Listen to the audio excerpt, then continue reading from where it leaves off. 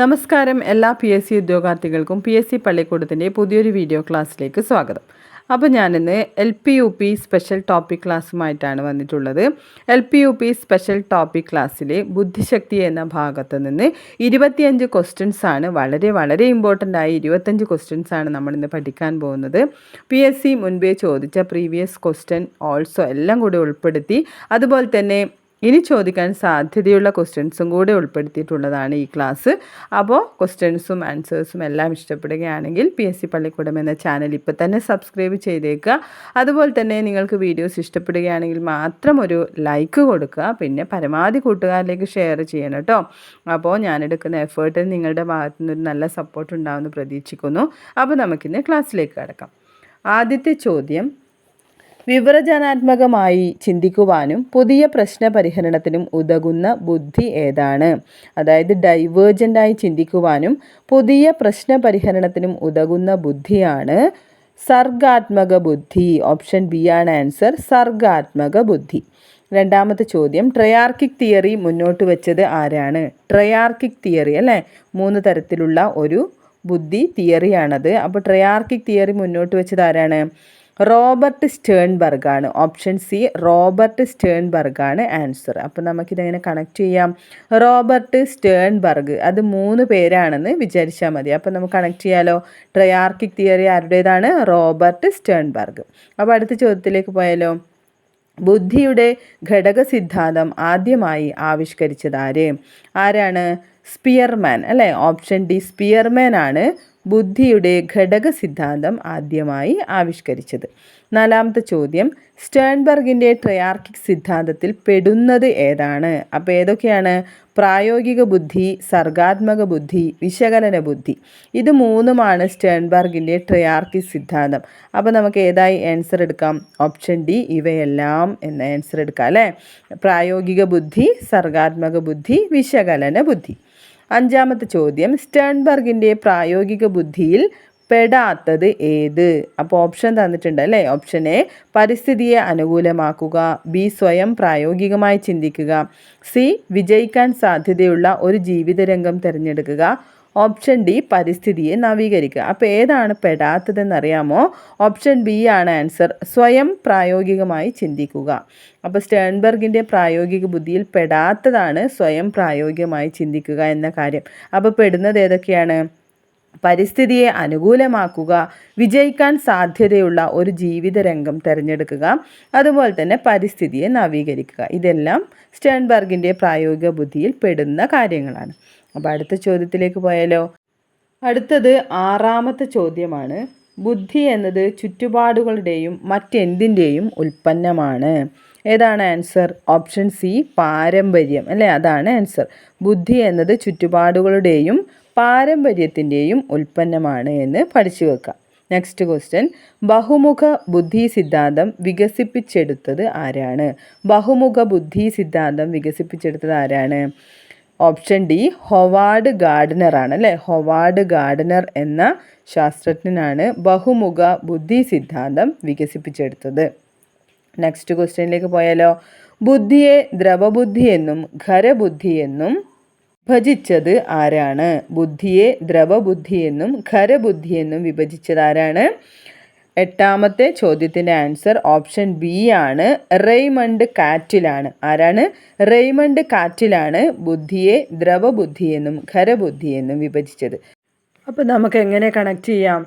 കാറ്റിലൂടെയാണ് ദ്രവബുദ്ധി എന്നും ഖരബുദ്ധി എന്നും വിഭജിച്ചത് എന്ന് മാത്രം പഠിച്ചു വെച്ചാൽ മതി. അപ്പോൾ റെയ്മണ്ട് കാറ്റിലാണ് ബുദ്ധിയെ ദ്രവബുദ്ധി എന്നും ഖരബുദ്ധി എന്നും വിഭജിച്ചത് എന്ന് പഠിച്ചു വെക്കുക.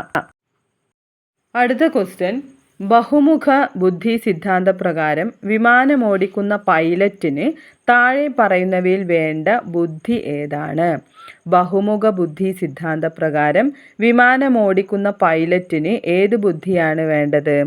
ഓപ്ഷൻ സി, കായിക ചാലക ബുദ്ധി. ഏതാണ് ആൻസർ?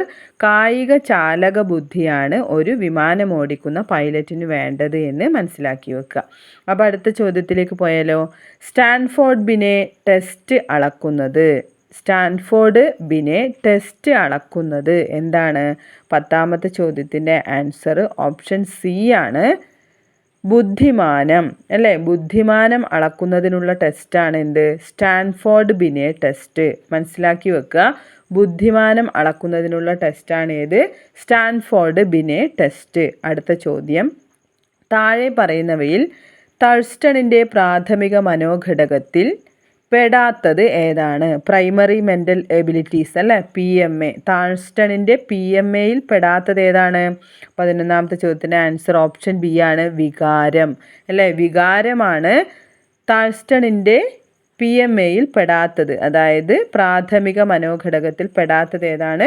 വികാരമാണ്. ബാക്കി സംഖ്യ, ഓർമ്മ, യുക്തി ഇതെല്ലാം പെടുന്ന കാര്യങ്ങളാണ്. അടുത്ത ചോദ്യം, ഒരു കുട്ടിയുടെ കാലിക വയസ്സ് 13ഉം മാനസിക വയസ്സ് 14ഉമാണെങ്കിൽ ബുദ്ധിമാനം എത്ര? ഓപ്ഷൻ ബി ആണ് ആൻസർ, 107.69. എത്രയാണ് ആൻസർ? കുട്ടിയുടെ കാലിക വയസ്സ് 13ഉം മാനസിക വയസ്സ് 14ഉമാണെങ്കിൽ 107.69 ആയിരിക്കും ബുദ്ധിമാനം. അടുത്ത ചോദ്യം, താഴെ പറയുന്നവരിൽ ഏറ്റവും കുറഞ്ഞ ബുദ്ധിമാനമുള്ളവർ ആര്? താഴെ പറയുന്നവരിൽ ഏറ്റവും കുറഞ്ഞ ബുദ്ധിമാനമുള്ളവർ ആര്? ഓപ്ഷൻസ് ഉണ്ട്. ഓപ്ഷൻ എ മന്ദബുദ്ധി, ഓപ്ഷൻ ബി മൂഢബുദ്ധി, ഓപ്ഷൻ സി ക്ഷീണബുദ്ധി, ഓപ്ഷൻ ഡി ജഡബുദ്ധി. അപ്പോൾ ഏതായിരിക്കും ആൻസർ? ഓപ്ഷൻ ഡി ജഡബുദ്ധി അല്ലേ. ജഡബുദ്ധിയുള്ളവരാണ് ഏറ്റവും കുറഞ്ഞ ബുദ്ധിമാനമുള്ളവർ. മനസ്സിലാക്കി വെക്കണം, ജഡബുദ്ധി അല്ലേ, ബുദ്ധി തീരെയില്ല, ജഡമായ അവസ്ഥയിലുള്ളവർ, അങ്ങനെയുള്ളവരാണ് ഏറ്റവും കുറഞ്ഞ ബുദ്ധിമാനമുള്ളവർ എന്ന് പറയുന്നത്. അടുത്ത ചോദ്യം, ഗാർഡനറുടെ ബഹുമുഖ സിദ്ധാന്തം അധ്യാപകരോട് ആവശ്യപ്പെടുന്നത് എന്ത്? ഗാർഡനറുടെ ബഹുമുഖ സിദ്ധാന്തം. അപ്പോൾ ബഹുമുഖ സിദ്ധാന്തം ആരുടേതാണ്? ഗാർഡനറുടേതാണ് എന്ന് പഠിച്ചു വെക്കണം. അപ്പോൾ അധ്യാപകരോട് അദ്ദേഹം ആവശ്യപ്പെടുന്നത് എന്താണ് ആവശ്യപ്പെടുന്നത്? അധ്യാപകർ ബഹുബുദ്ധിയെ ഒരു ചട്ടക്കൂടായി കണ്ട് വിവിധ ബോധന മാർഗങ്ങൾ സ്വീകരിക്കണം. അതാണ് അദ്ദേഹം ആവശ്യപ്പെടുന്നത്. ഓപ്ഷൻ എ ആണ് ആൻസർ. അധ്യാപകർ ബഹുബുദ്ധിയെ ഒരു ചട്ടക്കൂടായി കണ്ട് വിവിധ ബോധന മാർഗങ്ങൾ സ്വീകരിക്കണം. അപ്പോൾ അടുത്ത ക്വസ്റ്റ്യൻ, ബുദ്ധിമാനത്തിൻ്റെ അടിസ്ഥാനത്തിൽ അധ്യാപകർ കുട്ടികളെ വിവിധ ഗ്രൂപ്പുകളാക്കി തിരിച്ച് പഠിപ്പിക്കരുത്. എന്താണ് കാരണം? ചോദ്യം ഒന്നുകൂടെ വായിക്കാം. ബുദ്ധിമാനത്തിൻ്റെ അടിസ്ഥാനത്തിൽ അധ്യാപകർ കുട്ടികളെ വിവിധ ഗ്രൂപ്പുകളാക്കി തിരിച്ച് പഠിപ്പിക്കരുത്. എന്താണ് കാരണം? ബുദ്ധിമാനം എന്നത് ഒരു സ്ഥിര സങ്കല്പമല്ല, മാത്രവുമല്ല അതിൻ്റെ അടിസ്ഥാനത്തിൽ കുട്ടികളെ മുദ്ര കുത്തുകയുമരുത്. അതാണ് ആൻസർ അല്ലേ, ഓപ്ഷൻ ഡി. ബുദ്ധിമാനം എന്നത് ഒരു സ്ഥിര സങ്കല്പമല്ല, മാത്രവുമല്ല അതിൻ്റെ അടിസ്ഥാനത്തിൽ കുട്ടികളെ മുദ്ര കുത്തുകയുമരുത് എന്നതാണ് ആൻസർ. 16ാമത്തെ ചോദ്യത്തിലേക്ക് പോയാലോ. ഗാർഡനറുടെ ബഹുമുഖ സിദ്ധാന്തത്തിൻ്റെ വെളിച്ചത്തിൽ അധ്യാപകർ ക്ലാസുകളിൽ വിവിധ പഠന ബോധന രീതികളും തന്ത്രങ്ങളും പ്രയോഗിക്കണം. എന്തുകൊണ്ടാണ്? അത് പഠിതാവിൻ്റെ ബഹുമുഖ ബുദ്ധി വികാസത്തിന് പ്രയോജനപ്പെടുന്നു. ഓപ്ഷൻ എ ആണ് ആൻസർ. അത് പഠിതാവിൻ്റെ ബഹുമുഖ ബുദ്ധി വികാസത്തിന് പ്രയോജനപ്പെടുന്നു. അടുത്ത ചോദ്യം, ട്രയാർക്കിക് തിയറിയുടെ ഉപസിദ്ധാന്തമാണ് ഏതാണ്? ഇവയെല്ലാം എന്നതാണ് ആൻസർ അല്ലേ. ട്രയാർക്കിക് തിയറിയുടെ ഉപസിദ്ധാന്തമാണ് contextual intelligence, experimental intelligence, componential intelligence. ഇത് മൂന്നും വരും അല്ലേ, ട്രയാർക്കിക് തിയറിയിൽ വരും. അതുകൊണ്ട് ഓപ്ഷൻ ഡി ആണ് ഇവയെല്ലാം എന്നതാണ് ആൻസർ. അടുത്തത് 18ാമത്തെ ചോദ്യമാണ്. ആത്മീയ ബുദ്ധി എന്ന ആശയം മുന്നോട്ട് വച്ചത് ആര്? ആത്മീയ ബുദ്ധി എന്ന ആശയം മുന്നോട്ട് വച്ചത് ധനാഹ് സോഹറാണ് അല്ലേ. ഓപ്ഷൻ സി, ധനാഹ് സോഹറാണ് ആത്മീയ ബുദ്ധി എന്ന ആശയം മുന്നോട്ട് വെച്ചത്. അടുത്ത ചോദ്യത്തിലേക്ക് പോയാലോ.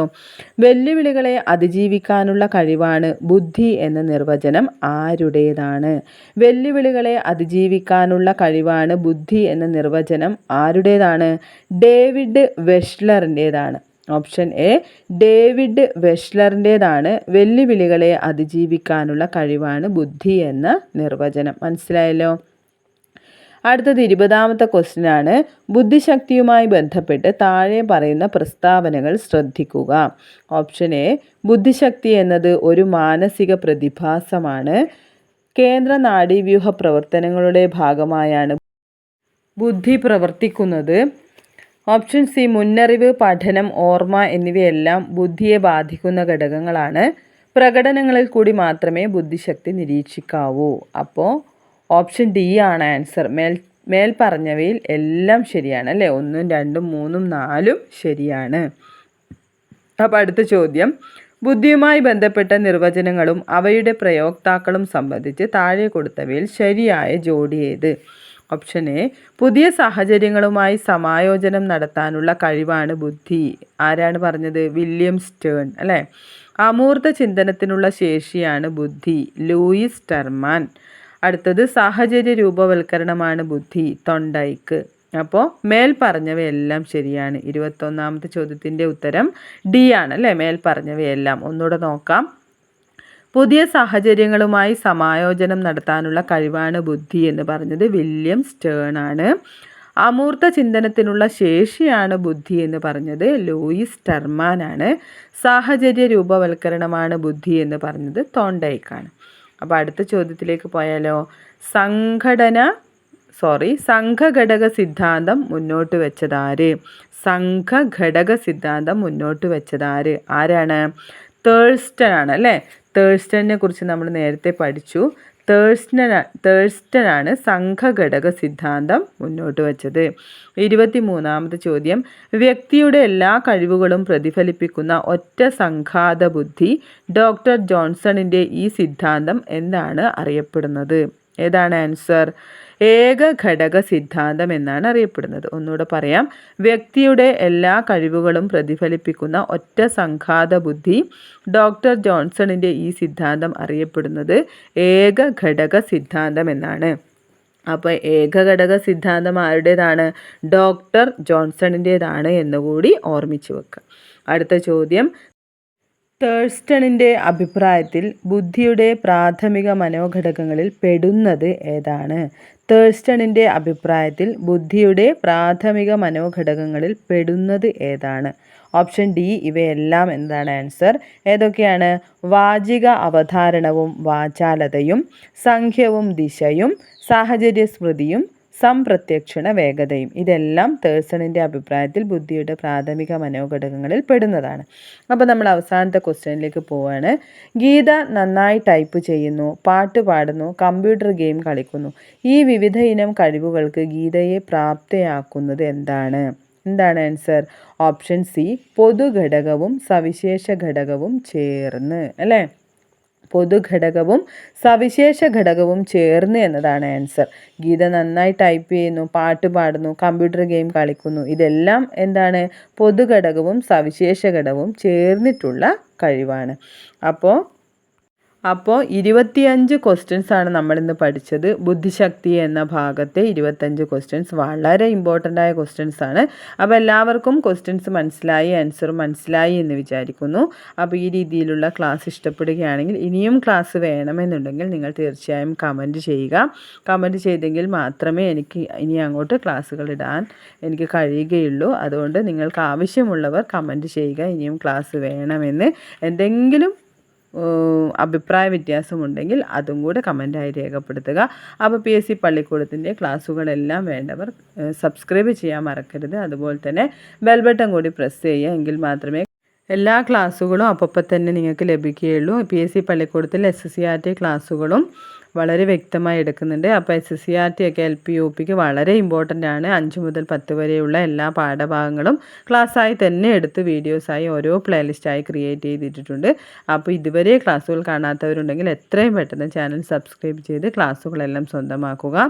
നല്ല ഒരു മാർക്ക് വാങ്ങി എക്സാം ഹാളിൽ നിന്ന് വളരെ കോൺഫിഡൻസോടെ പരീക്ഷ എഴുതി ഇറങ്ങണമെന്ന് ആത്മാർത്ഥമായി ആഗ്രഹിച്ചുകൊണ്ട് തന്നെ പഠിക്കുക. അപ്പോൾ അടുത്ത വീഡിയോ ക്ലാസ്സിൽ അല്ലെങ്കിൽ LP UPയുടെ സ്പെഷ്യൽ ടോപ്പിക് ക്ലാസ്സിൽ നമുക്ക് വീണ്ടും ഒരുമിക്കാം. അതുവരേക്കും താങ്ക് യു.